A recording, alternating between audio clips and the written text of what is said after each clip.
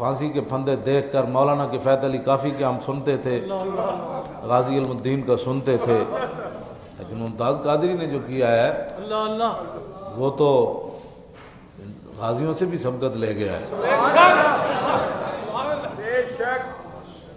اس طرح جھوم کے کھڑے ہو کر، حالانکہ اور پھانسی کا یہ دستور ہے کہ جب بھی کوئی کسی کو لے جاتا ہے 2 پولیس والے دائیں 2 بائیں ہوتے ہیں، لیکن غازی صاحب 5-5 فٹ ان سے آگے جھوم کر چل رہے ہیں۔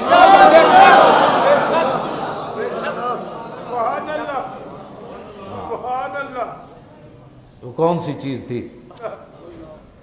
اور غازی صاحب کا جو نوکر تھا وہ پولیس والا، وہ کہنے لگا غازی صاحب نے مجھے فرمایا تھا کہ میں نے روزہ رکھنا ہے، صبح پیر ہے، تو کہنے لگا میں نے جا کر 12:15 بجے جگا دیا۔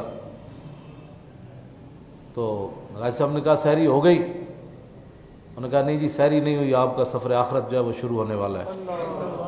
تو وہ پولیس والا تڑپ کر بتا رہا تھا کہ غازی صاحب نے کہا الحمدللہ الحمدللہ۔ کیا ہے یہ؟ کون سی چیز ہے؟